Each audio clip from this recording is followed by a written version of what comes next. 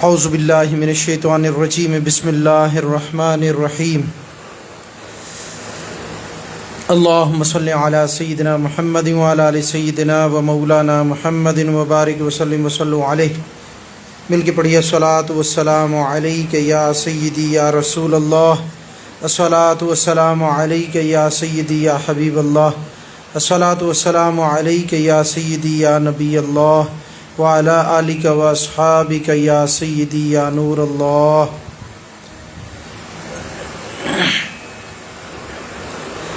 وعنہ قال قال رسول اللہ صلی اللہ علیہ وسلم یأتی الشیطان احدکم فیقول من خلق کذا من خلق کذا حتی یقول من خلق ربک فإذا بلغہ فاستعذ باللہ ولینتلی۔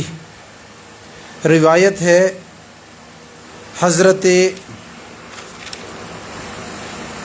ابی ہریرہ رضی اللہ تعالیٰ عنہ سے، آپ فرماتے ہیں کہ رسول اللہ صلی اللہ علیہ وسلم نے فرمایا کہ تم میں سے جب کسی کے پاس شیطان آتا ہے تو کہتا ہے فلاں چیز کس نے پیدا کی اور فلاں چیز کس نے، یہاں تک کہ کہتا ہے تمہارے رب کو کس نے پیدا کیا، نعوذ باللہ۔ جب اس حد کو پہنچے تو اعوذ باللہ، جب وہ اس حد کو پہنچے تو اعوذ باللہ پڑھ لو اور اس سے باز رہو۔ یعنی اس کو سمجھ لیں، پچھلی مرتبہ بھی میں نے آپ دوستوں کو اس کے بارے میں کچھ تفصیل بتائی تھی۔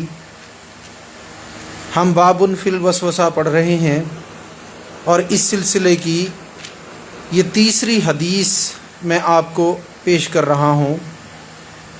یعنی اس وسوسے کے بارے میں نے پچھلی مرتبہ بھی آپ دوستوں کو بتایا تھا کہ یہ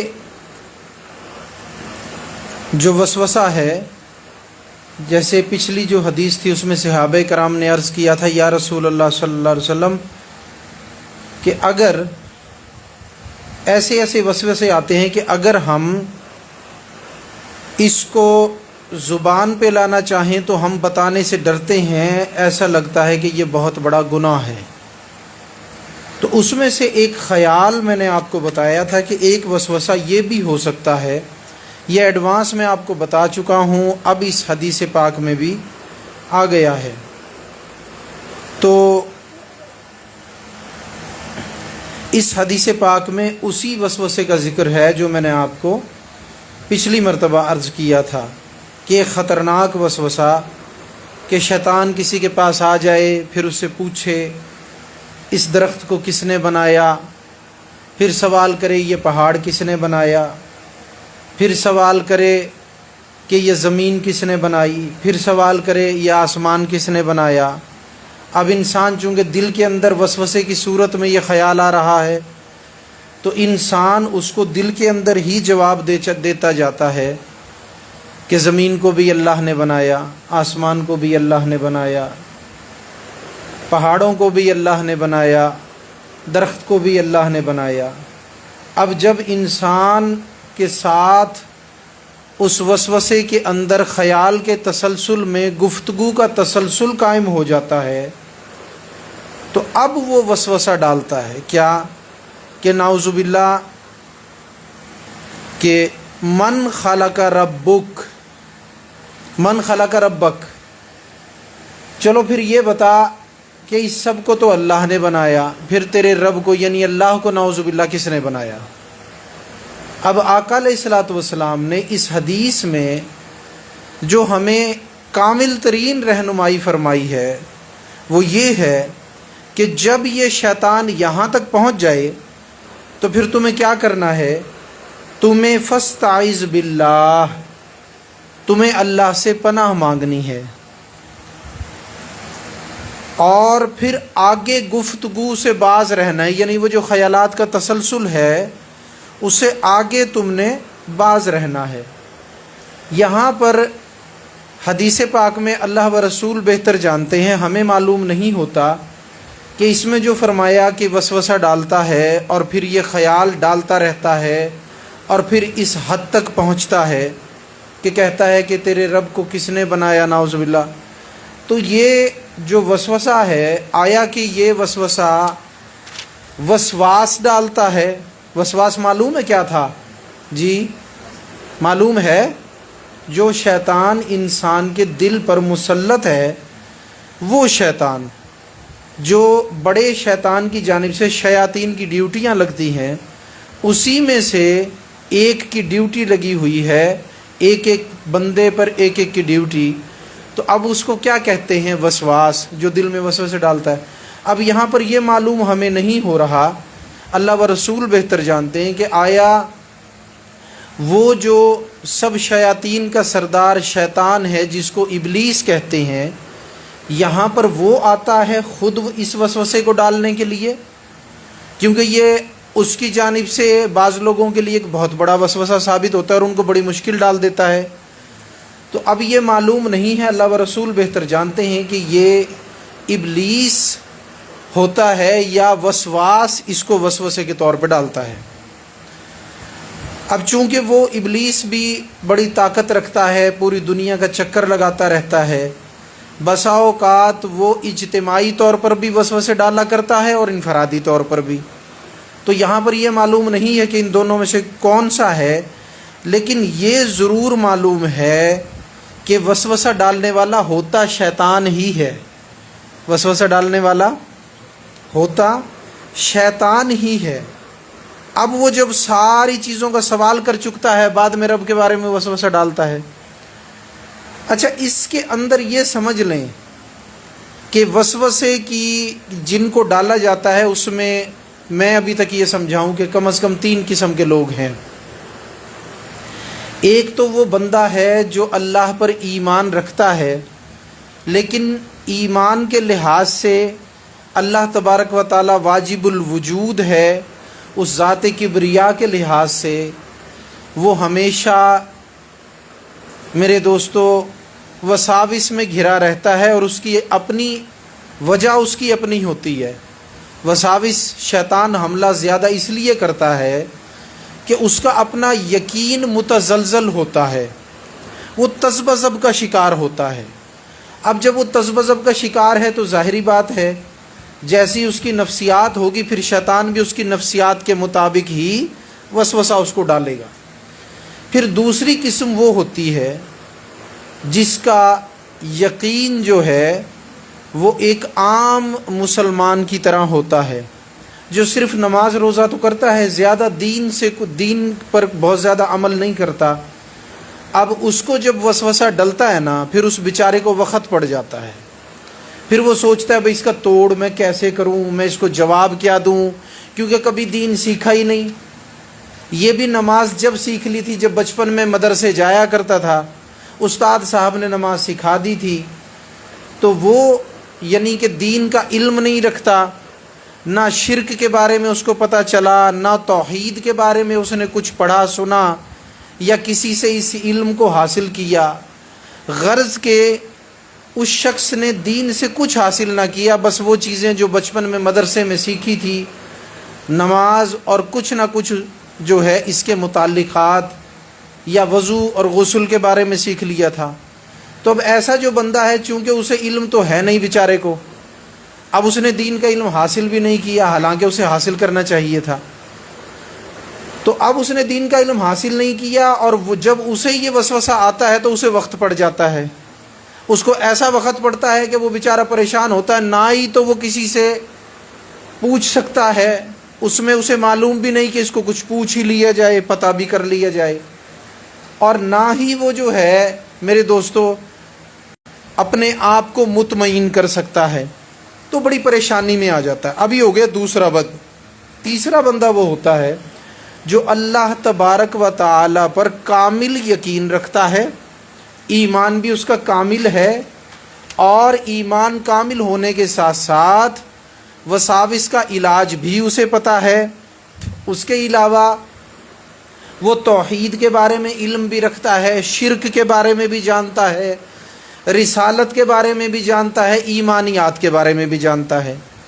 اب جو ایسا بندہ ہے نا، وہ اس شیطان کے وسوسے سے کوئی تکلیف محسوس نہیں کرتا، اگر اس کو یہ آ بھی جائے نا تو مطلب یہ ہے کہ ایک کچھ نہ کچھ اذیت تو ہوتی ہے، مطلب وہ چیز تو نہیں ہوتی جیسے کہ ایک درمیانے درجے والے کو آیا، لیکن یہ کہ اس کو یہ وسوسہ نہ ہی تو کارگر ہو سکتا ہے، نہ ہی اس کو مستقل تکلیف دے سکتا ہے، بس آیا اور وہ والی اذیت جو وقتی ہوئی، ایک ایسا خیال ان ہستیوں کے بارے میں یا اللہ کی ذات کے بارے میں جن کا تقدس لازم ہے، جن کا تقدس اس کے ایمان کا حصہ ہے، ان کے بارے میں خدا نخواستہ کوئی وسوسہ آیا تو وقتی تکلیف اس کو آئی، لیکن اس کے بعد وہ وسوسہ اس کا کچھ نہ بگاڑ سکا، اور وہ چونکہ اطمینان رکھتا ہے لہٰذا وہ وسوسہ کارگر ہونا تو دور کی بات، اس کو مستقل تکلیف بھی نہیں دے سکتا۔ تو اب یہ تین قسم کے لوگ ہیں، لیکن یہ حدیث ہمیں بتا رہی ہے کہ اگر یہ وسوسہ جو ہے نا وہ ایمان رکھنے والوں کو آ جائے، صرف ایسے بندے کے علاوہ، اب یہ علاج تو سب کا ہے جو اس حدیث کے اندر آیا ہے، یہ سب کا علاج ہے۔ وہ وساوس میں گھرا ہوا تذبذب کا شکار شخص ہو، وہ ایک عام لا علم مسلمان ہو، وہ ایک علم والا مومن مسلمان ہو، وہ کسی بھی کیٹیگری سے ہو، یہ سب کے لیے ضروری ہے کہ وہ ایسا کریں۔ اور وہ علاج کیا ہے؟ وہ علاج یہ ہے کہ آقا علیہ الصلوۃ والسلام نے فرمایا فاستعذ باللہ، اللہ سے ایسے وقت میں پناہ مانگو، اور فرمایا کہ اس سے باز رہو، یعنی اب اس گفتگو کو آگے لے کے جانے سے، شیطان کے ساتھ مصروف رہنے سے اسے باز آ جاؤ، ٹھیک ہو گیا۔ اور فاستعذ باللہ، اللہ سے پناہ طلب کرنا، ان تینوں کا علاج ہے۔ لیکن اس کے اندر جو نچلے والے دو ہیں نا، اس حدیث کے ساتھ ساتھ میں آپ کی یہ رہنمائی کر دوں کہ ان کے لیے ضروری اور اشد ضروری ہے کہ وہ اللہ کی ذات کے بارے میں، جس کو تو یقین متزلزل ہے، وہ تذبذب کا شکار ہے، اس کو تو چاہیے کہ وہ علم توحید حاصل کرے، یعنی علم توحید اس میں خصوصیات کے ساتھ کہ اللہ ازلی ہے، ابدی ہے، لم یلد ولم یولد ہے، پیدائش سے پاک ہے، اولاد سے پاک ہے، بیوی سے پاک ہے، ابتدا سے پاک ہے، انتہا سے پاک ہے، وہ شروع سے پاک ہے، وہ اخیر سے پاک ہے، وہ زوال سے پاک ہے، وہ عروج سے پاک ہے، وہ سکون سے پاک ہے، وہ حرکت سے پاک ہے، وہ زمان سے پاک ہے، وہ مکان سے پاک ہے، وہ حدود سے پاک ہے، وہ قیود سے پاک ہے۔ یہ وہی چیزیں ہیں جو میں آپ کو توحید کے باب میں، جو ہم باب الایمان کو ہم پڑھ چکے ہیں، اس کے اخیر میں نے آپ کو بیان کیا تھا۔ اب اگر وہ ان چیزوں کا علم حاصل کر لے گا تو اب وسوسے تو آتے رہیں گے، لیکن اس کو نہ کوئی نقصان ہوگا، اور وقتی تکلیف کے علاوہ تکلیف بھی نہیں ہوگی، اور اس کے علاوہ جب اس کا نفس مطمئنہ کے درجے کو پہنچ جائے گا تو پھر اس کو یہ وساوس آنا بھی بند ہو جائیں گے، پھر وساوس آنا بھی بند ہو جائیں گے۔ تو اس لیے اب ضروری کیا ہے کہ جو شخص متزلزل ہے ایمان کے لحاظ سے، ایمان ہر وقت اس کا کبھی کسی طرح اس کو چاہیے علم توحید حاصل کرے تاکہ وسوسوں کی جڑ کٹ جائے، یا کم از کم اس کی تکلیف کی جڑ ہی کٹ جائے۔ اور جو درمیانے درجے کا بندہ ہے، جو درمیان والا بندہ ہے، ایک تو ہو گیا نا وہ جسے علم حاصل کرنا چاہیے یقین حاصل کرنے کے لیے، یعنی اسے کون سا علم حاصل کرنا ہے؟ اس کو علم الیقین والا علم حاصل کرنا ہے۔ پھر اس کے بعد میں میرے دوستو، اب یہ شخص ہے جو نماز روزہ تو کرتا ہے، باقی کسی چیز کی طرف نہیں جاتا، اس کو بھی چاہیے کہ دین سیکھے، ایمانیات کا علم ضروری ہے، اس کے ساتھ ساتھ اعمال کا علم بھی ضرور حاصل کرے۔ اور جب یہ شخص جو ہے میرے دوستو، وہ یہ بھی اللہ تبارک و تعالیٰ کے، بلکہ اس کو چاہیے علم بھی حاصل کرے اور اللہ تبارک و تعالیٰ سے محبت کا رشتہ بھی استوار کرے۔ بھائی بات یہ ہے، خالق و مالک تو کا معاملہ تو بڑا ہے، وہ تو بہت بڑی بات ہے، اور اس کی بات بھی بڑی اور وہ ذات بھی بڑی۔ بات یہ یہاں تو اگر عشق میں مخلص ہو انسان، اگر کسی مجاز کے عشق میں بھی مخلص ہو جائے اور واقعی عاشق ہو، تو یہاں تو مجنو کو لیلا کی کالک نظر نہیں آتی، یہاں تو مجنو کو لیلا کی سیاہی نظر نہیں آتی۔ تو ایک ایسی مخلوق جو انسان ہے، اس نے اگر مجازی عشق کیا دوسری مخلوق سے، تو اس مجازی عشق والے کو اپنے محبوب کے اندر، جو کہ مجازی ہے حقیقی نہیں، اور وہ محبت بھی حرام ہے، اس کے باوجود اسے اس کا کالا رنگ بھی نظر نہیں آ رہا۔ اور اللہ تبارک و تعالیٰ کی ذات تو سبحان اللہ، سبحان الذی، ہر عیب سے پاک، ہر نقص سے پاک۔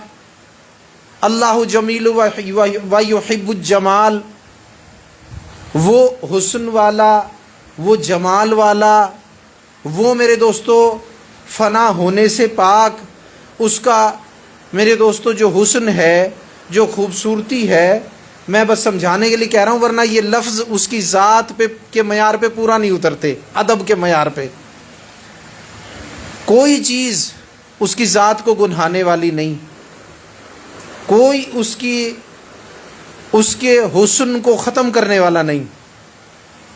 تو اس ذات میں جس میں کوئی نقص نہیں، اگر اس سے سچی محبت انسان کو ڈل جائے، تو پھر میرے دوستو کون سا وسوسہ، پھر کون سا میرے دوستو خیال، یا کون سی تنقیس، یا کون سا ایسا معاملہ جو ایمان کو نقصان دینا تو دور کی بات، دل کو میرے دوستو تکلیف دے دے، ایسا بھی ممکن نہیں آئے گا کچھ بھی۔ تو اس لیے ہر انسان جو اپنے درجے میں ہے اس سے اگلے درجے میں سفر کرے۔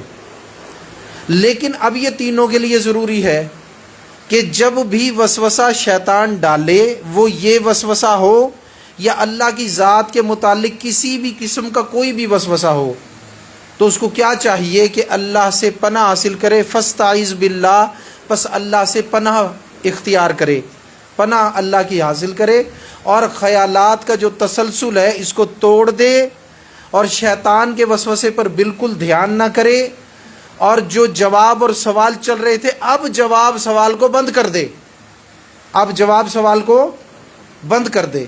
کیونکہ ایک چیز میں آپ کو یہ بھی بتا دوں کہ ضروری نہیں ہے کہ انسان ہر سوال کا جواب ہی دے، وہ اگرچہ کسی شیطان کی جانب سے ہو یا کسی انسان کی جانب سے۔ لہٰذا یہ ضروری نہیں ہے کہ ہر سوال کا جواب دیا جائے، تو لہٰذا سوچ کے ذریعے سے سوال کا جواب دینا بند کر دے، اس سے باز آ جائے۔ حدیث نے ہمیں نسخہ دے دیا۔ تو اب اس کا جو خلاصہ ہے وہ کیا ہے؟ جب بھی وسوسہ آئے اللہ کی ذات کے بارے میں، دو کام۔ کیا خلاصہ ہے؟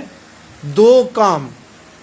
کیا؟ فاستعذ باللہ، اللہ کی پناہ یہ حاصل کرے، اور کیا کرے؟ اگلے خیالات سے، خیالات کے تسلسل سے، سوال و جواب سے باز آ جائے۔ ٹھیک ہے نا؟ اب شیطان کو سوالوں کا جواب نہ دے۔ ٹھیک ہے؟ آپ کو وہ بزرگ کا بھی تو معلوم ہے نا، معلوم ہے نا واقعہ، یاد ہے کسی کو؟ جی،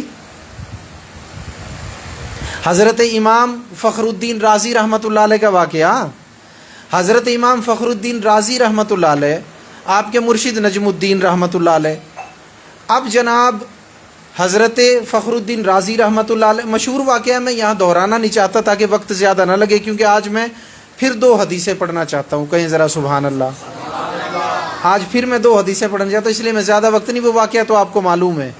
نجم الدین رحمۃ اللہ علیہ پیر ہیں، حضرت فخر الدین رازی مرید ہیں۔ فخر الدین رازی نے ساری مناظرے کیے، مناظروں میں کافروں کو، مشرکوں کو، مرتدوں کو اور زندیقوں کو جو اللہ کی ذات کو مانتے نہیں ان کو چیت کیا۔ جب مناظرے کرنے والی شخصیت کا اپنا آخری وقت آیا تو شیطان آ پہنچا، کیونکہ علم تو شیطان کے پاس بھی ہے نا۔ تو اب وہ آن پہنچا اور آ کر کہا، فخر الدین رازی اللہ کے ہونے کی دلیل دو کہ اللہ ہے۔ اب آپ نے ایک دلیل دی، اس کے پاس بھی علم ہے، اس نے اس دلیل کو رد کر دیا، دلیل توڑ دی، دوسری دلیل دی اس نے وہ بھی توڑ دی، تیسری دلیل دی وہ بھی توڑ دی۔ اسی طرح میرے دوستو 360 دلیلیں دی، شیطان نے سب دلیلوں کا رد کر دیا۔ اب وہ سوچنے لگے کہ اب میں کیا کروں، اب تو میرے پاس کوئی دلیل نہیں بچی۔ اب دیکھیں نا وقت کیسا نازک ہے، جان نکل رہی ہے، جان کنی کا عالم ہے۔ شیطان پہنچ گیا ہے کہ اس عالم کو جو دین کا بہت بڑا علم رکھنے والا ہے، اسی کو آخری وقت میں اسی سے ایمان چھین لوں۔ تو اب وہ ایمان چھیننے کے لیے کہ در پہ ہے، جان نکل رہی ہے، تکلیف کا وقت ہے، اور اس تکلیف کے وقت میں سوالات کرا۔ تو میں کہتا ہوں اس عالم میں 360 دلائل دینا یہ بھی تو فخر الدین رازی کا ہی کام ہو سکتا ہے، اور ایسا کون کر سکتا ہے؟ یہ تو ایسے لیول کے لوگوں کا کام ہوتا ہے جو اس تکلیف میں اتنی دلیلیں دے جائیں۔ دی لیکن سب کی سب رد کر دی۔ جب سب رد کر دی تو اتقوا فراست المؤمن فإنه ينظر بنور اللہ، فرمایا مومن کی فراست سے ڈرو، اس کی دل کی نظر سے ڈرو، اس لیے کہ یہ اللہ کے نور سے دیکھتا ہے۔ اب اللہ جس کو نور عطا کر دے، حدیث ہمیں بتا رہی ہے اللہ کے نور سے دیکھتا ہے۔ اب اللہ جس کو دل کا نور عطا کر دے، ایک تو نور اللہ نے طے فرمایا بصارت کا، بصارت ہوتی ہے اس آنکھ کے قرینے میں، یہ بھی نور ہے۔ لوگ تو کہتے ہیں بھئی حضور نہیں، اللہ نے اس آنکھ میں بھی نور رکھ دیا ہے۔ نور کے منکر اپنی آنکھوں کو شیشے میں دیکھا کریں، پھر اس آنکھ کو ذرا لے جایا کریں آسمان کی طرف، زمین کی طرف، تو بہت بڑا ثبوت اپنے آپ پہ ہی مل جائے گا۔ تو ابھی دیکھو کہ یہ اللہ نے دیا بصارت کا نور، لیکن بصارت کا نور میرے دوستو چونکہ جسمانی آنکھ کا محتاج ہے، اس لیے وہ دیوار کے پار نہیں دیکھ سکتا، کسی ٹھوس چیز کے پار نہیں دیکھ سکتا۔ لیکن یہاں کیا فرمایا کہ اللہ نے ینظر بنور اللہ، وہ اللہ کے نور سے دیکھتا ہے۔ اس کے معنی کیا ہے؟ یہاں پر بصارت کی نظر کا نہیں فرمایا جا رہا، یہاں فرمایا جایا دل کی بصیرت کی نظر۔ اور دل کی جو بصیرت کی نظر ہوتی ہے یہ احوال کو بھی بھانپ لیتی ہے، یہ اعمال کو بھی دیکھ لیتی ہے، یہ دیوار کے پار بھی چلی جاتی ہے، یہ سینکڑوں میل کا سفر بھی کر لیتی ہے۔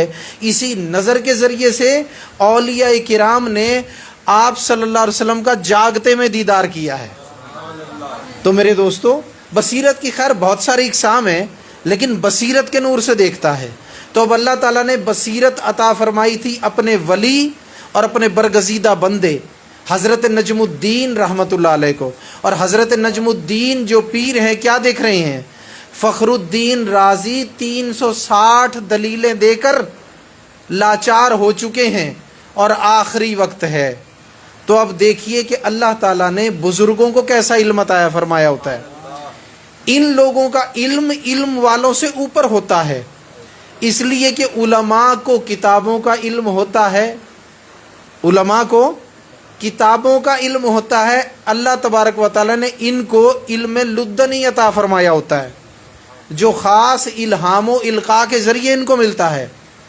تو میرے دوستو جب یہ کتابوں کو کھولتے ہیں تو اس میں سے گہرا علم نکالتے ہیں، لوگ سطحی علم نکالتے ہیں، جو علم لدنی والے ہوتے ہیں وہ گہرا علم نکالتے ہیں، کتابوں کو اس گہرائی سے پڑھ کر سناتے ہیں جس گہرائی سے عام علم والے کا کام ہی نہیں ہے کہ وہ سنا دے۔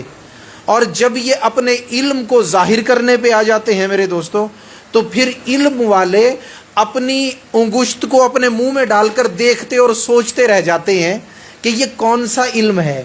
حضرت غوث اعظم سیدنا شیخ عبد القادر جیلانی رحمۃ اللہ علیہ اپنی مجلس میں بسم اللہ شریف کی تفسیر بیان فرما رہے تھے۔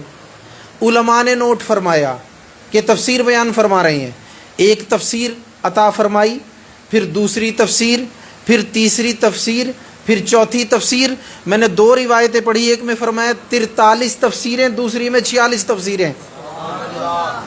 آیت ہے نا بسم اللہ شریف، اسی ایک ہی آیت کی 43 یا 46 تفاسیر جب بیان کر دی، تو اب جو علم والے تھے، علماء تھے، علماء ظواہر تھے، ظاہری عالم تھے، اور باطن سے ابھی واسطہ اور تعلق نہیں تھا، حضور غوث کی خدمت میں نئے نئے آئے تھے تو وہ اپنی انگشت کو اپنے منہ میں ڈال کے بیٹھے تھے، یہ کون سا علم ہے؟ تو اب میرے دوستو فخر الدین رازی نے تو کتابوں سے دلیلیں پیش کر دی نا، اپنے علم کا نچوڑ 360 دلیلوں کی صورت میں شیطان کے سامنے پڑھ دیا، سنا دیا، پیش کر دیا۔ لیکن اب شیطان کہہ رہا ہے ہاں اور دلیل دے، لیکن اب اور دلائل ختم ہو چکے ہیں، اور دلیل کوئی نہیں۔ اب ادھر سے نجم الدین نور بصیرت سے دیکھ رہے ہیں، اسی لیے ہم اللہ والوں کو مشکل کشا کہتے ہیں۔ ہم انہیں مشکل کشائے ذاتی نہیں، ہم انہیں اللہ کی عطا سے مشکل کشا مانتے ہیں، اور ان کی مشکل کشائی کو اللہ کے مقابلے میں محدود سمجھتے ہیں، کیونکہ اللہ کی مشکل کشائی ذاتی ہے، لا محدود ہے، اس کی مشکل کشائی کی ابتدا اور انتہا نہیں۔ ان کی مشکل کشائی اتنی ہے جتنی اس نے عطا کی، ویسی ہے جیسی اس نے دی، تب سے ہے جب سے اس نے دی، تب تک رہے گی جب تک اس کا حکم ہوگا، اور جب اس کا حکم نہیں ہوگا تو پھر نہیں ہوگی۔ ہم اولیاء کو ایسا مشکل کشا مانتے ہیں، اور پھر یہ اس مشکل کشائی میں اسی کے حکم کے محتاج ہیں۔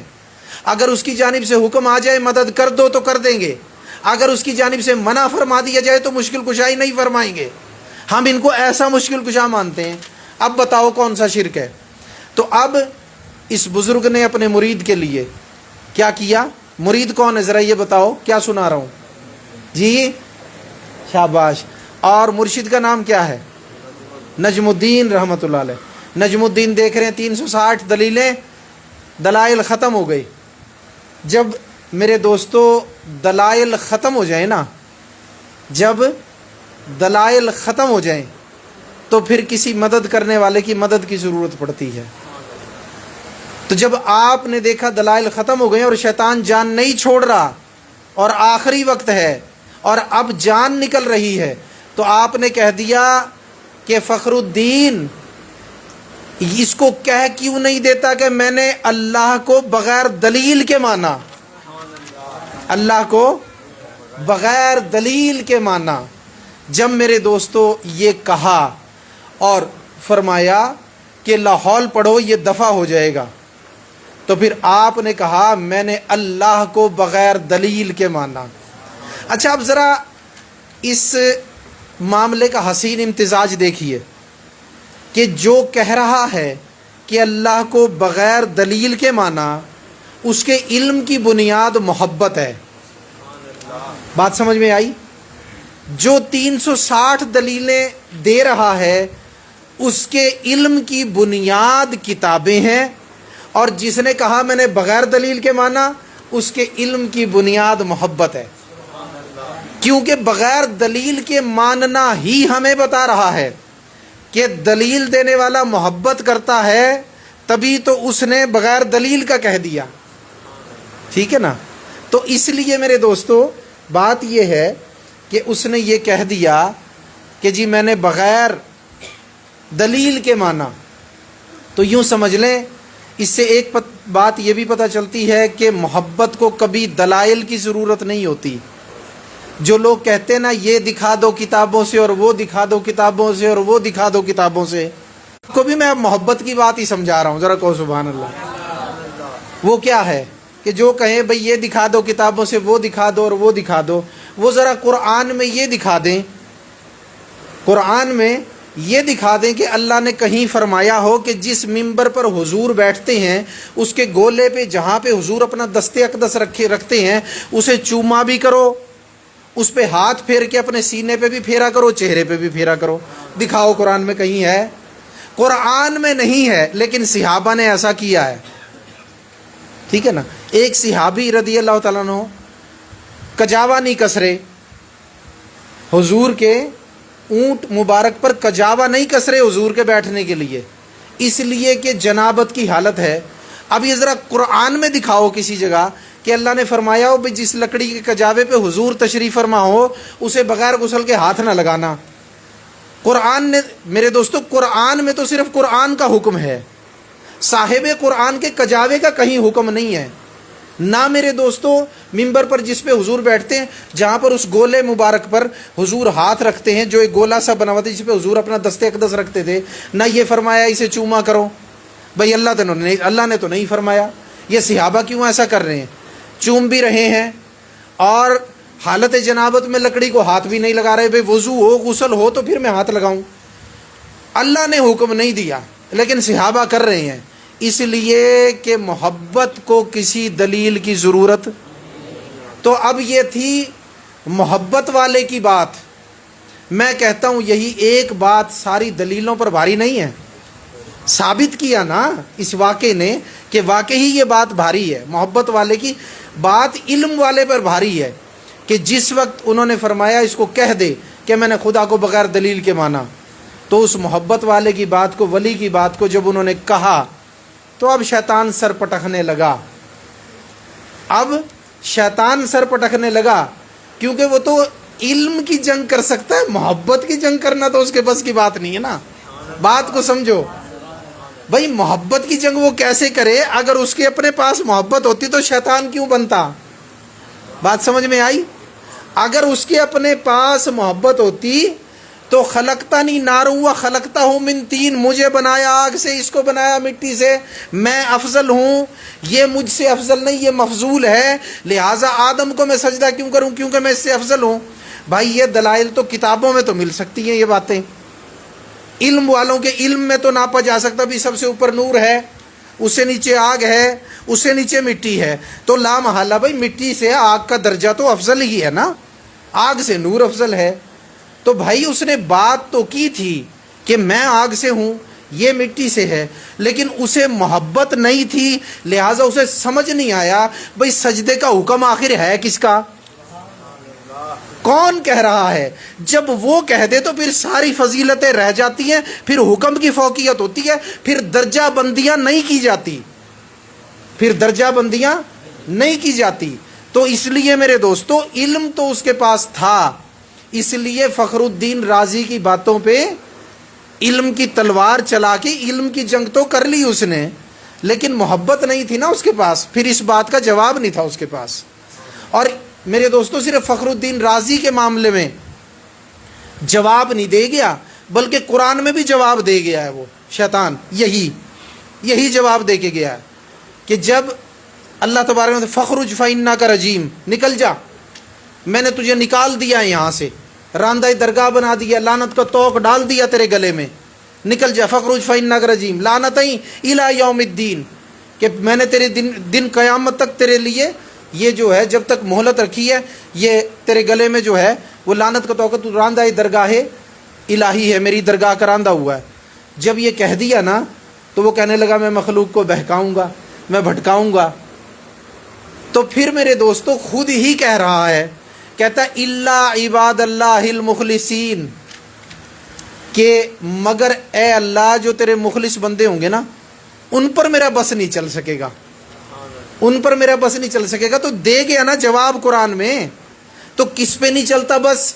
جو مخلص ہو، اور مخلص کون ہوتا ہے؟ جو محبت کرتا ہو۔ بات سمجھ میں آئی؟ مخلص کون ہوتا ہے؟ جو محبت کرتا ہو۔ محبت خلوص کا ہی دوسرا نام ہے۔ یہ سورہ اخلاص ہے نا، سورہ اخلاص، قل هو اللہ احد، اس کا نام سورہ اخلاص ہے ہی اس وجہ سے کہ انسان اللہ کے لیے اخلاص والا ہو جاتا ہے اس کو جب پڑھتا ہے۔ ہم تو عجمی ہیں نا، معنوں پہ غور نہیں کرتے، غور کرنا چاہیے۔ جب انسان اس کو حقیقتاً پڑھے تو وہ اللہ کے لیے مخلص ہو جاتا ہے، یعنی اس سے محبت کرنے والا ہو جاتا ہے۔ اگر کوئی کہے بھئی اخلاص الگ ہے محبت الگ ہے، ٹھیک ہے، کیٹیگریز کے لحاظ سے الگ ہے، لیکن سورہ اخلاص میں دونوں چیزیں اکٹھی ہیں۔ اگر کہتے ہو تو میں تمہیں بتا دیتا ہوں، هو اللہ احد، وہ اللہ، جی میں نے تو ترجمہ بھی دوسرا کر دیا تھا جو زیادہ خلوص میں وہ نہیں ہے۔ آپ نے تو کہہ دیا نا ایک ہے، میں نے ترجمہ کیا تھا، وہ اللہ اکیلا ہے، ٹھیک ہے نا۔ اب جس نے اللہ کو اکیلا مان لیا، جس نے اللہ کو اکیلا جان لیا، اسی اکیلے کو دل میں بسا لیا اور تمام معبودان باطلہ کی نفی کر دی، تمام معبودان باطلہ کی نفی کر دی، تو یہ چیز میرے دوستو بغیر محبت کے تو ممکن ہی نہیں ہے۔ میری بات کی حقیقت تک پہنچو، میں کیا کہہ رہا ہوں۔ یہ بات محبت کے بغیر تو ممکن ہی نہیں ہے، کیونکہ جب تک محبت نہیں ہوگی، اس کو میں تصوف کا نقطہ کہوں گا، جب تک محبت نہیں ہوگی، جب تک ایک کے ساتھ دوسرا ختم نہیں ہوگا، چاہے ذرا سا بھی رہ جائے۔ بات سمجھ میں آئی؟ جب تک دوسرا نہیں ختم ہوگا، لوگ کہیں جی چلو بت پرستی سے تو توبہ کر لی۔ بھائی بت پرستی سے تو توبہ کر لی، اگر محبت نہیں ہے تو خود پرستی سے توبہ کب کرو گے؟ کوئی بت تو اندر ہے۔ ارے بت پرستی تو ختم ہو گئی، ابھی خود پرستی تو باقی ہے۔ یہ خود پرستی جس دن ختم ہوگی، اصل میں اس دن بت پرستی ختم ہوگی۔ بات کو سمجھو، جس دن خود پرستی ختم ہوگی اس دن بت پرستی ختم ہوگی۔ تو میرے دوستو، خود ہی کا بت تو بیٹھا ہوا نا ساتھ، پھر کیسا اخلاص ہوا؟ ثابت ہوا جب تک محبت نہ ہو تو تب تک انسان اخلاص توحید میں اختیار کر ہی نہیں سکتا۔ ہو سکتا ہے آپ اسے اخلاص ناقص کا نام دیں، یا میں اخلاص کہہ رہا ہوں میں اسے اخلاص کامل کہوں، لیکن یاد رکھیں اخلاص کو اخلاص ناقص کہنا یہ بے ادبی ہے اخلاص کی، کیونکہ اخلاص کی کوئی دوسری قسم ہوتی ہی نہیں۔ اخلاص کبھی ناقص ہوتا ہی نہیں، اخلاص ہمیشہ کامل ہی ہوتا ہے، ٹھیک ہے نا؟ تو اس لیے کیا فرمایا کہ بھئی اللہ کو بغیر دلیل کے مان لو۔ تو اب یاد رکھو کہ فخر الدین رازی نے طریقہ کار اختیار کیا، شیطان کے ساتھ گفتگو ہو رہی ہے، دلائل پہ دلائل دے رہے ہیں، گفتگو کا تسلسل جاری ہے، صورتحال وہی ہے جو ہر بندے کے اندر واقع ہوتی ہے، جو اس حدیث میں فرمائی گئی کہ وہ کہے گا فلاں چیز کو کس نے بنایا، تم کہو گے رب نے، اس کو کس نے بنایا؟ رب نے، اس کو کس نے بنایا؟ رب نے، پھر کہے گا رب کو کس نے بنایا؟ نعوذ باللہ۔ جب اس حد تک پہنچے تو کیا فرمایا؟ فاستعیذ باللہ، اللہ کی پناہ چاہو، یعنی اب یہ مناظرے کا تسلسل ختم کر دو۔ بات سمجھ میں آئی؟ اور اللہ کی پناہ چاہو اور اس سلسلے کو بڑھانے سے بچو، اپنے خیال کو ادھر سے نکال لو، اس تسلسل کو توڑ دو، اس طرف مت سوچو۔ بات سمجھ میں آئی؟ تو اب یہ دیکھو، حدیث تو آخر فخر الدین رازی نے بھی یہ والی پڑھی ہوگی نا، کیونکہ دین کے رازدار اگر کوئی تھے تو فخر الدین رازی تھے، تو فخر الدین رازی نے بھی تو یہ حدیث پڑھی ہوگی۔ لیکن کمال ہے، اس حدیث کی حقیقت کو اس نجم الدین نے پایا جو سینہ بہ سینہ علوم آئے تھے، ان علوم کا علامہ تھا، ان علوم کا میرے دوستو مرکز تھا، مرجع تھا، مخزن تھا۔ اس نے پایا کہ حدیث میں کیا فرمایا گیا ہے، چونکہ صحابہ کرام کے ہاتھوں سے، پھر تابعین، تبع تابعین سے ہوتے ہوئے اولیاء کے ہاتھوں سے اس کی تربیت ہوئی تھی، تو اسے معلوم تھا کہ اس موقع پہ مناظرے نہیں کیے جاتے، بلکہ فاستعیذ باللہ، اللہ کی پناہ مانگی جاتی ہے اور سلسلہ مناظرہ کو ختم کر دیا جاتا ہے۔ تو یاد رکھنا، یہاں حالات حاضرہ کے بھی ایک نقطہ بیان کر دوں، بھائی ساری چیزوں کا حل مناظرہ بھی نہیں ہوتا۔ سارے ہی بیٹھے ہیں فیس بک پہ، بھائی ساری چیزوں کا حل مناظرہ بھی نہیں ہوتا، کہیں خاموشی بھی اختیار کرنی پڑتی ہے۔ بات سمجھ میں آئی؟ تو اس لیے میرے دوستو، اس حدیث نے کیا فرمایا، ہمیں کیا علاج بتایا؟ دو چیزیں، اب تم دہراؤ وہ دو چیزیں کون سی ہے حدیث کا خلاصہ۔ پہلی چیز کیا ہے، کیا کرنا ہے؟ فاستعیذ باللہ، شاباش۔ دوسری، جو بھی سلسلہ ہو اسے ختم، اس سے باز آ جانا۔ یہ دو چیزیں حدیث نے ہمیں بتا دی۔ تو اب اس حدیث کو پڑھنے کے بعد اگلی حدیث پڑھتے ہیں، اس کو بھی سمجھ لیں کہ اس کے ساتھ ہی اکٹھی آئی ہے۔ یہ حدیث جنوں کے بارے میں ہے، من الجنت، اور وہ ہے انسانوں کے بارے میں، لہٰذا اس کو دونوں کو اکٹھا ہی پڑھنا چاہیے۔ درود پاک پڑھیں۔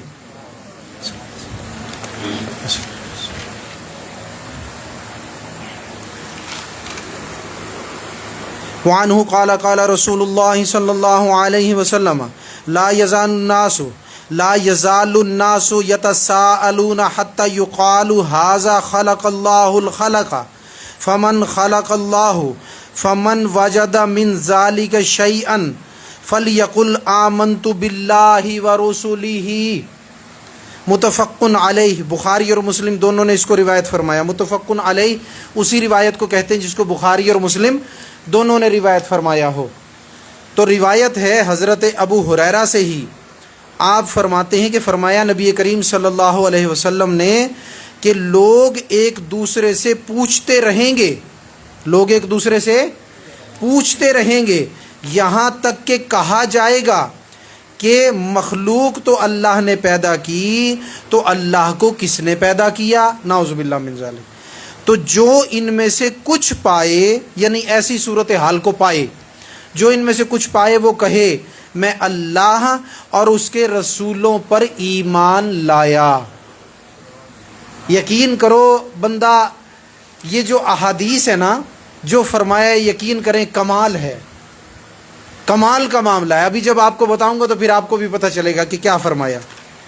بات یہ ہے، پچھلے میں ذکر تھا اس شیطان کے بارے میں یا ان شیاطین کے بارے میں جو ہیں جنات میں سے، اب حدیث میں ان شیاطین کا ذکر آیا جو ہیں انسانوں میں سے، من الجنت والناس۔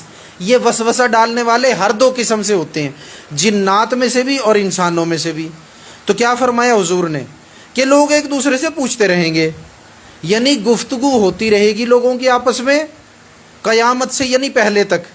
اور ایسے لوگ ہوں گے گفتگو کرنے والوں میں جو گفتگو کرتے رہیں گے کہ اچھا چلو یہ مخلوق بھی اللہ نے پیدا کی، جنوں کو بھی اللہ نے پیدا کیا، انسانوں کو بھی اللہ نے پیدا کیا، بھائی چیزوں کو بھی اللہ نے پیدا کیا، زمین آسمان سب کو اللہ نے بنایا، یہ تو بتاؤ بھائی بھلا اللہ کو کس نے پیدا کیا؟ نعوذ باللہ من ذالک۔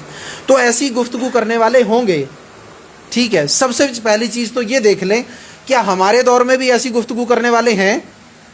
تو میرے دوستو بالکل ہیں، چونکہ آپ میں سے انگلش کم لوگ جانتے ہیں، تو اگر انگلش آپ کما حقہ جانتے ہوں اور آپ عالمی ویڈیوز میں اگر کبھی جاتے ہو تو وہاں پہ اس قسم کے لوگ آپ کو ملیں گے۔ ان لوگوں کو میرے دوستو کہا جاتا ہے ملحد۔ کیا؟ ملحد۔ اور ایک اور اصطلاح ان کے لیے استعمال ہوتی ہے زندیق۔ کیا؟ زندیق اور ملحد اس کو کہا جاتا ہے، اور ان کو یہ جو عام زبان ہے یا انگلش میں نیچری بھی کہا جاتا ہے، ان کو نیچری۔ یہ وہ لوگ ہوتے ہیں جو اللہ تبارک و تعالیٰ کی ذات کے انکاری ہوتے ہیں۔ اب جب کسی ایمان والے سے گفتگو کرتے ہیں نا تو اس کو پھنسانے کے لیے، اچھا بھئی اچھا چلو تم کہتے ہو فلاں چیز کو بھی اللہ نے، فلاں چیز کو بھی اللہ نے، فلاں چیز کو بھی اللہ نے پیدا کیا، بات کر کے اسی شیطان کی طرح۔ دیکھو نا، طریقہ ایک ہی ہے، وہ شیطان انسانوں میں سے ہو یا جنوں میں سے ہو، طریقہ ایک ہی ہے۔ پھنساتے پھنساتے بالآخر یہاں پہ لے آئے، بتاؤ اللہ کو کس نے پیدا کیا؟ ٹھیک ہے۔ اب میرے دوستو ان کا بھی معاملہ یہی ہے، اور آقا علیہ الصلوۃ والسلام نے وہاں کیا فرمایا تھا؟ فاستعذ باللہ، اللہ سے پناہ مانگو۔ اور اس سے مراد اعوذ باللہ شریف بھی ہو سکتی ہے، لیکن جب اعوذ باللہ من الشیطان الرجیم یا لا حول ولا قوت الا باللہ العلی العظیم یہ آپ پڑھیں تو اس کے معنی پہ بھی غور کریں، اور اللہ تبارک و تعالیٰ سے دل میں فریاد کریں کہ یا اللہ ہمیں اپنی پناہ عطا فرما۔ ٹھیک ہے نا، ہم آجمی لوگ ہیں، ہمیں سمجھ تو آتی نہیں، بس پڑھ دیتے ہیں، تو سمجھ کے پڑھو، معنی پہ غور کرو اور حقیقتاً اس کی پناہ میں جاؤ، پھر دیکھو کیا ہوتا ہے۔ تو اس لیے وہاں پتہ فاستعذ باللہ، اور یہاں پہ جواب ہے مختلف۔ یہاں پہ جواب کیا ہے؟ آمنت باللہ ورسلہ۔ اب اس مختلف جواب کی وجہ کیا ہے؟ وہاں پر تھا جن شیطان، اس کا علاج کیا ہے؟ اعوذ باللہ، اللہ کی پناہ، فاستعذ باللہ، اللہ کی پناہ چاہو۔ اور انسانی جو شیاطین ہیں ان کو اعوذ باللہ نہیں پڑھنی۔ کمال ہے حضور کی گفتگو پاک، یقین کریں، ذرا کہیں سبحان اللہ، اللہ اکبر۔ وہاں فاستعذ باللہ ہے، یہاں کیا ہے؟ آمنت باللہ ورسلہ۔ جب بھی تم سے کوئی نیچری، کوئی ملحد، کوئی اس قسم کا زندیق تم سے گفتگو کرے اور تمہیں پھنسانے کی کوشش کرے تو تم اسے کہو آمنت باللہ ورسلہ، تو جو کچھ بھی کہتا رہے میں تو اس اللہ پر ایمان رکھتا ہوں، میں تو اس کے رسولوں نے جو توحید بتائی، جو رسالت بتائی، میں تو اس پہ یقین و ایمان رکھتا ہوں، بلکہ تیرے سامنے بھی اقرار کر رہا ہوں آمنتو، میں ایمان لایا۔ بات سمجھ میں آئی؟ اب مجھے یہ بتاؤ بھائی، وہ دلیلیں دے رہا ہے کہ جی پانی جو ہے وہ جناب فلاں فلاں چیز سے مل کے بنتا ہے، ٹھیک ہے نا جی، یہ جناب جو ہے آکسیجن اور ہائیڈروجن سے مل کے بنتا ہے، ٹھیک ہے جی، تو جہاں آکسیجن اور ہائیڈروجن ہوگی بھائی پانی بن جائے گا، ٹھیک ہے نا، تو وہ اب اللہ کی ذات کو نہیں مان رہا در پردہ، ٹھیک ہے نا، فلاں کیمیکل ہوگا، فلاں ری ایکشن ہوگا، فلاں جو ہے نا جی کیا نام ہے بگ بینگ ہوگا، کائنات خود ہی بن جائے گی، ٹھیک ہے نا۔ اور بدبخت یہ بگ بینگ کو بنانے والا بھی تو کوئی ہے، کوئی دھماکہ جس نے کیا، کہا اس نے کن اور ہو گیا دھماکہ، ٹھیک ہے نا۔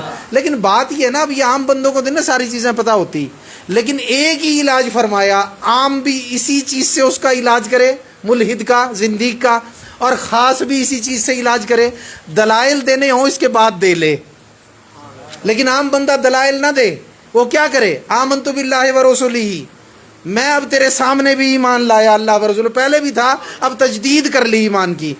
اب میرے دوستو بتاؤ، جیسے وہ والا جن میں سے جو شیاطین ابلیس ہے، جنوں میں سے، وہ سر پیٹ کے نکلے گا، میرے خیال ہے یہ تو پورا ماتم ہی کر کے نکلے گا۔ کیوں بھائی؟ نہ تو کسی دلیل کو مان رہا، ٹھیک ہے، آکسیجن اور ہائیڈروجن مل کے پانی بنے پھر بھی یہ کہتا ہے اللہ نے بنایا، ٹھیک ہے جی، آبی بخارات سے بادل بنے پھر بھی یہ کہتا ہے اللہ نے بنایا، ٹھیک ہے نا، بادل چلیں تو یہ کہتا ہے اللہ نے فرشتے بھیجے انہوں نے ان بادلوں کو چلایا، ٹھیک ہے۔ اب میرے دوستو جو ہے یہ کسی بھی چیز کو نہیں مان رہا، اور اب دیکھو انتہا ہو گئی، اب کوئی دلیل بھی نہ بادل کی دے رہا، نہ آسمان کی دے رہا، نہ زمین کی دے رہا، کسی چیز کی بھی دلیل نہیں دے رہا، بغیر دلیل کے کہہ رہا آمنت باللہ ورسولہ۔ اب اس کا کیا علاج ہے زندگی کے پاس بتاؤ؟ کوئی علاج نہیں ہے نا۔ دیکھو حضور علیہ الصلوۃ والسلام نے قیامت تک کے ملحدوں کے جواب میں ایک ہمیں تحفہ عنایت فرما دیا، یہ ایک ایسا جواب ہے اس کے آگے پھر کوئی سوال ہو ہی نہیں سکتا، ناممکن ہے۔ اس کے لیے فاستعذ باللہ ہے، اس سے آگے وہ کچھ نہیں کر سکتا، یہاں پہ آمنت باللہ ہے، اس سے آگے یہ کچھ نہیں کر سکتے۔ بات سمجھ میں آ رہی ہے بھائی؟ نہیں آ رہی، ٹھیک ہے نا۔ لیکن آپ کو فاستعذ باللہ اس کو ذہن میں رکھ، اپنا آمنت باللہ ورسولہ اس کو ذہن میں رکھیں، ٹھیک ہے نا جی، کہ یہ حضور نے کیا فرمایا، یہ ایک دوسرے سے پوچھتے رہیں گے یہاں تک کہ مخلوق تو اللہ نے پیدا کی، اللہ کو کس نے پیدا کیا، ٹھیک ہے نا۔ تو اب یہ جو سوال کرے گا اس کا جواب میں نے آپ کو بتا دیا، جو بھی سوال جو ہے کرے۔ اور میں یہ عرض کر رہا تھا کہ کیا اس وقت جو ہے اس وقت کے اندر کوئی ملحدین ہیں تو کثرت کے ساتھ موجود ہیں۔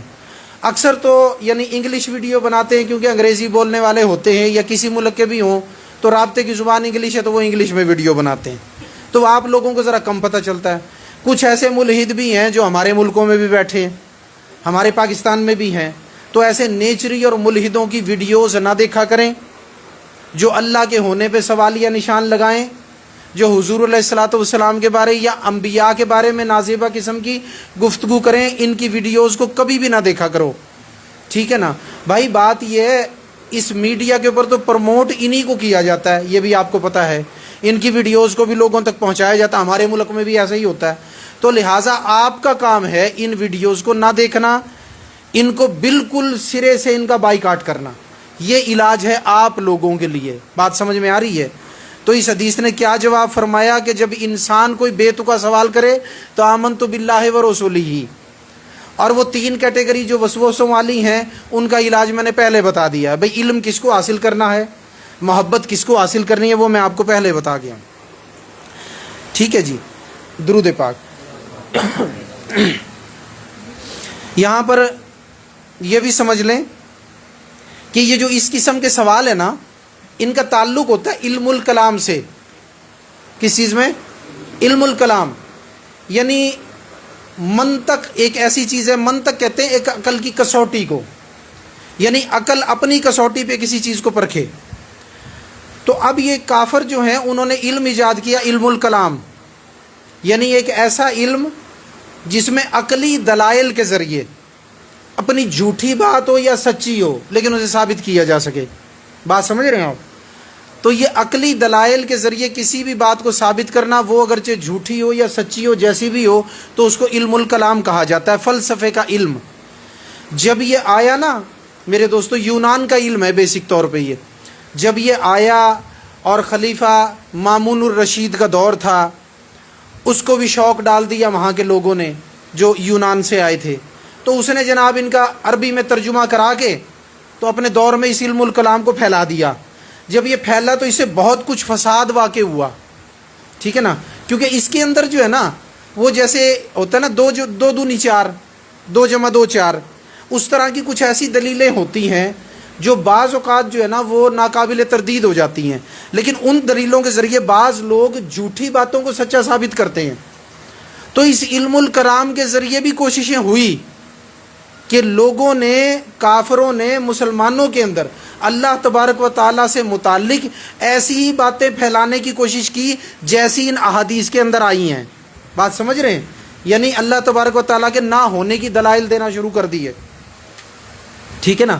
چلو یہاں پہ ایک واقعہ خصوصیت سے میں عرض کر دوں، تو میں نے آپ کو بتا دیا بھائی علم الکلام، ٹھیک ہے، اس واقعے سے آپ کو ذرا کچھ آئیڈیا ہو جائے گا بھی علم الکلام کیا ہوتا ہے، یعنی عقلی دلائل سے کسی بھی بات کو وہ جھوٹی ہو یا سچی اس کو ثابت کرنا۔ اچھا، یہاں پہ واقعہ سنانے سے پہلے آپ کو یہ بھی بتا دوں کہ اب یہ علم الکلام بعض علماء نے پڑھا بھی اور بعض پڑھاتے بھی ہیں۔ اب بہت سارے مدرسوں میں علم الکلام کا پڑھانا رائج ہو گیا ہے۔ اس کی وجہ یہ ہے کہ اگر کافروں نے علم الکلام کے ذریعے دلیلیں قائم کی تو چونکہ کافر جو ہیں وہ قرآن و حدیث کو نہیں مانتے، تو علماء نے یہ ضرورت محسوس کی کہ علم الکلام کو سیکھ لیا جائے اور جو نہ ماننے والے ہیں ان کو ویسے ہی کلام کے ذریعے جواب دیا جائے۔ بات سمجھ رہے ہیں؟ علم الکلام کے ذریعے یعنی جیسا انہوں نے سوال کیا عقلی، تو اس کا جواب بھی عقلی دیا جائے کہ قرآن سے دلیل دیں گے، حدیث سے دیں گے تو انہوں نے ماننی نہیں۔ بات سمجھ رہے ہیں آپ؟ تو لہٰذا ان کو جو ہے انہی کی زبان میں انہی کے علم کے مطابق جواب دیا جائے۔ تو اسی علم سے حضرت امام غزالی رحمۃ اللہ علیہ نے بھی بڑا یعنی کہ استفادہ فرمایا، اور اب یہ علم بعض علماء یہ بھی بتا دوں آپ کے علم الکلام کو ابھی بھی حرام سمجھتے ہیں، حرام کہتے ہیں، اور بعض علماء اس کو جائز سمجھتے ہیں دین کے دفاع کے لیے، اور کتابوں کے لکھنے میں بھی آسانی ہوتی ہے۔ تو لہٰذا دونوں علماء ہی ٹھیک ہیں، ان میں سے کوئی علماء کا گروہ بھی غلط نہیں ہے، دونوں جماعتیں ٹھیک ہیں، اپنے اپنے علمی دلائل ہیں سب کے۔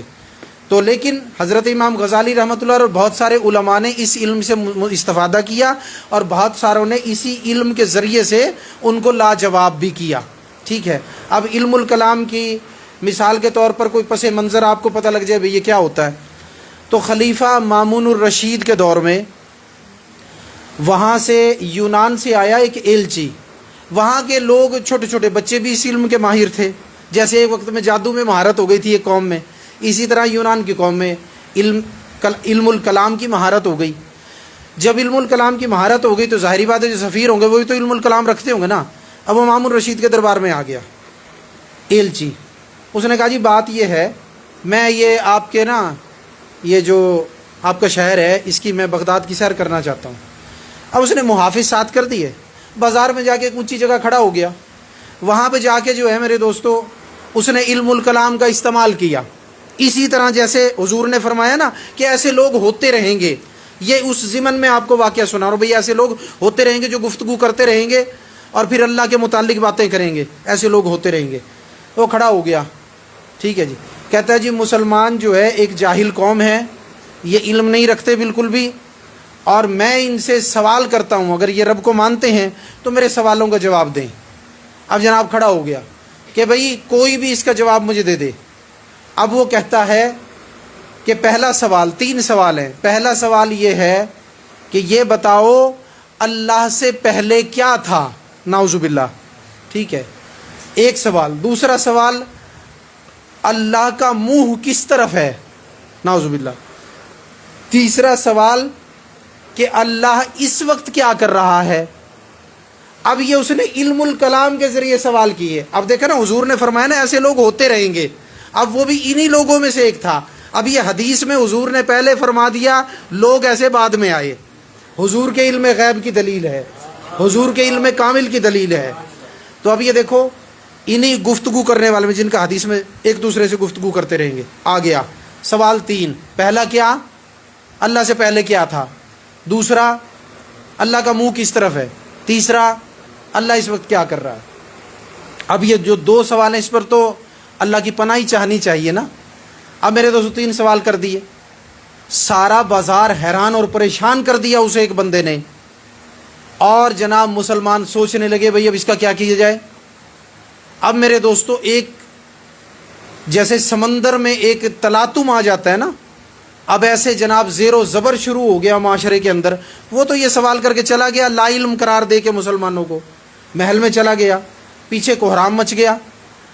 اب بیچارے علماء بھی سر جوڑ کے بیٹھے، بھئی سوالوں کا جواب تلاش کریں، لیکن بھئی بات یہ ہے قرآن کو مانتا نہیں، دلائل تو قرآن میں موجود ہیں، احادیث کو مانتا نہیں، احادیث میں دلائل موجود ہیں، اب اس کو کیسے جواب دیا جائے؟ کیونکہ علم الکلام ابھی ان کا خاصا تھا، یہاں پہ نہیں آیا تھا، پریشان ہو گئے۔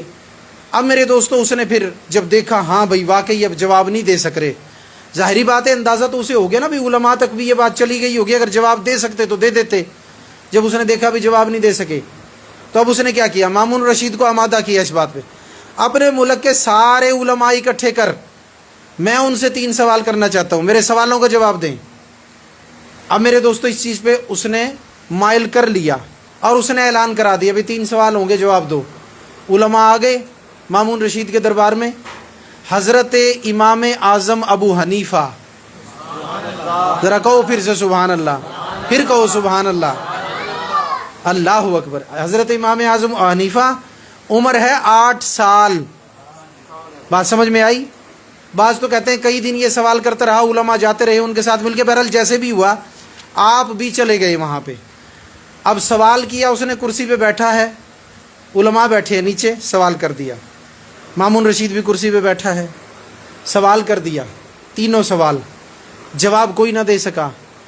حضرت امام اعظم ابو حنیفہ علماء سے بالکل پیچھے، 8 سال کی عمر کا بچہ بیٹھا ہے، اٹھ کے کھڑے ہوئے، کہتے بات یہ ہے یہ تیرے سوالوں کا جواب میں دوں گا۔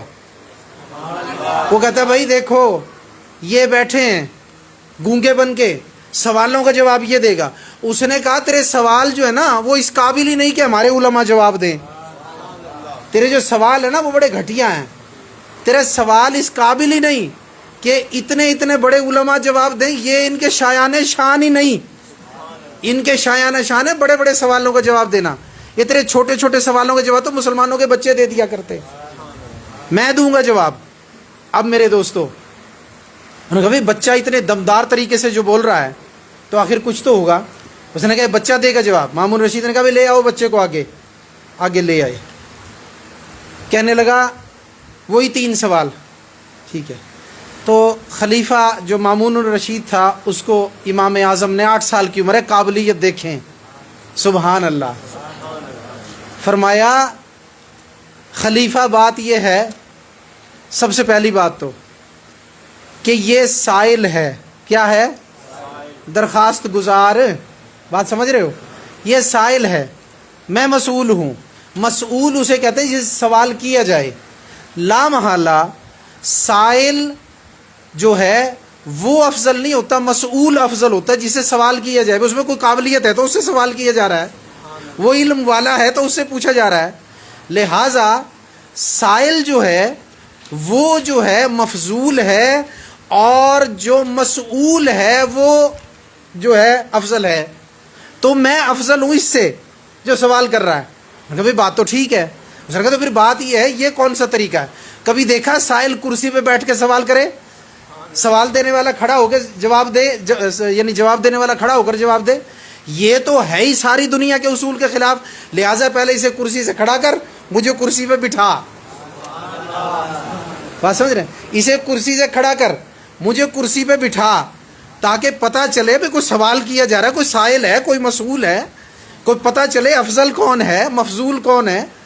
تو اب جناب اس نے کہا جی ٹھیک ہے۔ اب وہ جناب سوچ رہا بھائی علم الکلام سے اس کا بھی جواب دوں، پر امام اعظم تو امام اعظم ہے، جو امام اعظم ہے وہ بچپن میں بھی امام اعظم ہے، اللہ اکبر۔ اب میرے دوستو بڑا ترلا مارا، کوئی جواب بن سکے، کوئی جواب نہ بن سکا، بالآخر کرسی سے اترنا پڑا۔ حضرت امام اعظم کرسی پہ جا کے تشریف فرما ہو گئے، بیٹھ گئے، سامنے کھڑا ہو، سامنے کھڑا کیا، اب سوال کر، اب آیا نا مزہ۔ ہاں بازار میں جا کے پکارتا تھا، علماء کو للکارتا تھا، آ کر مقابلہ، سامنے کھڑا ہو، اب کر سوال۔ اس نے کہا یہ جواب دینا تیرے بس کی بات نہیں. اس نے کہا تجھے یہ کس نے بتایا؟ بات سمجھ میں آ رہی ہے نہیں؟ اس نے کہا یہ سوال کا جواب دینا کس نے کہا؟ بولو، بات سمجھ میں آ رہی نہیں آ رہی؟ ایلچی نے. اس نے کہا یہ سوالات جو ہیں بڑے مشکل ہیں، اس کا جواب دینا تو بچہ ہے، تیرے بس کی بات نہیں. اس نے کہا تجھے کس نے بتایا میرے بس کی بات نہیں، تو سوال کر میں جواب دوں گا. اب میرے دوستو سوال کیا. پہلا سوال یاد ہے؟ اللہ سے پہلے کیا تھا؟ نعوذ باللہ. اب میرے دوستو قرآن سے اگر دلیل دے نہیں ماننے گا، کیونکہ اس کی بات قرآنی ہے ہی نہیں، بات حدیثی نہیں ہے. بات حدیثی ہو تو حدیث سے جواب، بات قرآنی ہو تو قرآن سے جواب. اور قرآن میں تو ان باتوں کے جواب بھی ہیں جو قرآنی نہ ہوں، یہ بھی سمجھ لیں. لیکن چونکہ اس نے ماننا نہیں، غیر مسلم ہے.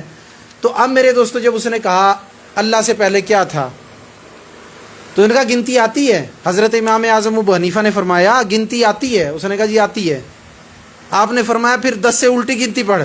اب وہ الٹی گنتی پڑھ رہا ہے، 10 9 8 7 6 پڑھتا آیا. جب پہنچا نا 1 پہ، کہا اور پڑھ. چپ کیوں ہو گیا؟ اب وہ کہتا ہے 1 سے پہلے کچھ نہیں ہے. فرمایا جیسے 1 سے پہلے کچھ نہیں، ایسے رب سے پہلے بھی کچھ نہیں ہے. ایسے رب سے پہلے بھی کچھ نہیں ہے. اب میرے دوستو سوال کا جواب آیا، ایتھینٹک آیا، اور ایسا آیا کہ سبحان اللہ، ایسا جواب آیا جس جواب پہ سوال کوئی نہیں، دے دیا جواب. اب میرے دوستو کہتا ہے اچھا یہ بتاؤ کہ اللہ کا منہ کس طرف ہے؟ حالانکہ اللہ نور السماوات والارض. لیکن یہ قرآن کا جواب تو کوئی قرآنی بندہ مانے گا نا، جو قال قال اللہ کو مانے گا، جو قال قال رسول اللہ کو مانے گا. کافر تو نہیں مانے گا. تو اب کہتا ہے خدا کا منہ کس طرف ہے؟ آپ نے فرمایا ایک شمع لے کر آؤ. ایک دیا لایا گیا، فرمایا اسے روشن کرو. فرمایا ذرا گھوم پھر کے دیکھ اس کا منہ کس طرف ہے، اس کی روشنی کا منہ کس طرف ہے، ذرا گھوم پھر کے دیکھ. تو نے چاروں طرف گھوم کے دیکھا. اس نے کہا کہ ہر طرف روشنی ہی روشنی. تو آپ نے فرمایا پھر ہر طرف خدا ہی خدا. دوسرا جواب ہو گیا.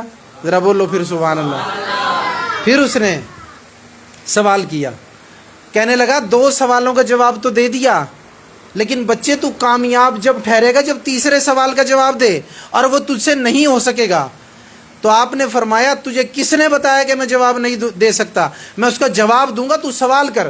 تو سائل ہے، تیرا کام ہے سوال کرنا. میں مسئول ہوں، میرا کام ہے جواب دینا. سوال کر. اس نے کہا یہ بتاؤ. اب وہ اپنی طرف سے پھنسا رہا ہے کہ ان کو میں پھنسا لوں، جیسے شیطان. بات تو وہی آ گئی نا بھائی، کوئی جنوں میں سے کوئی انسانوں میں سے. یہ بتاؤ اللہ اس وقت کیا کر رہا ہے؟ ٹھیک ہے جی. تو آپ مسکرائے. فرمایا کہ اللہ اس وقت یہ کر رہا ہے کہ اس نے تجھے عزت کی کرسی سے اتار دیا ہے اور ذلت کی جگہ پر کھڑا کیا ہے، اور اس نے مجھے ذلت والی جگہ سے اٹھایا ہے اور مجھے عزت والی کرسی پر بٹھایا ہے. تجھے اللہ اس وقت ذلیل کر رہا ہے، مجھے اللہ اس وقت عزت دے رہا ہے. اللہ یہ کر رہا ہے. جب یہ جواب دیا نا میرے دوستو، ختم ہو گئی کہانی ہیں جی. اب چراغوں میں روشنی نہ رہی. بات سمجھ میں آ رہی ہے نہیں آ رہی؟ اب چراغوں میں روشنی نہ رہی. ٹھیک ہے نا جی. تو اب جناب کیا کہتا؟ اب تو کوئی جواب نہیں تھا نا.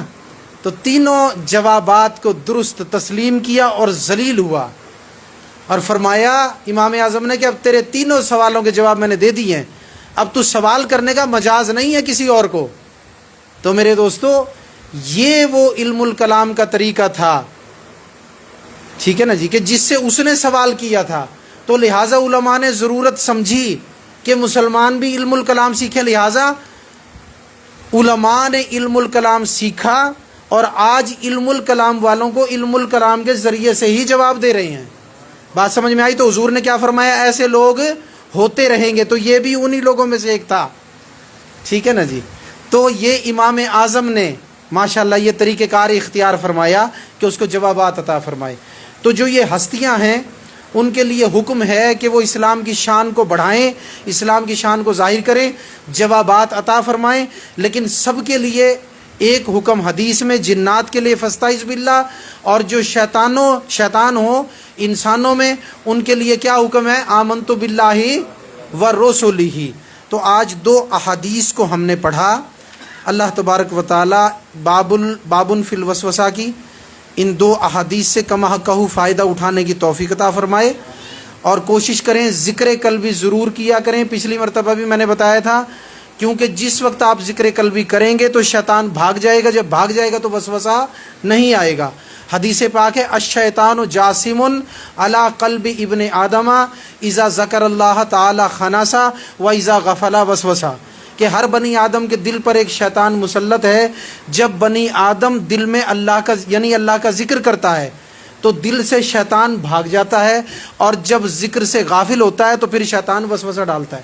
اس لیے ذکر قلبی یعنی دل کے اندر اللہ کی یاد کو تازہ رکھو۔ جب ہر وقت اللہ اللہ کے نعرے قلب سے نکلتے رہیں گے، جب تک یہ نعرے نکلتے رہیں گے تب تک شیطان قریب نہیں آئے گا، نہ وسوسہ ڈالے گا، نہ آپ کو تکلیف میں مبتلا کرے گا۔ اللہ تبارک و تعالیٰ سے دعا ہے کہ اس حدیث سے کما کہو فائدہ اٹھانے کی توفیق عطا فرمائے، اور اللہ علم کے دروازے ہم پر مزید کھولے، اور جتنے دوست حاجتیں اور ضرورتیں لے کر آئے سب کی حاجتوں اور ضرورتوں کو پورا فرمائے۔ وما علینا الا البلاغ المبین۔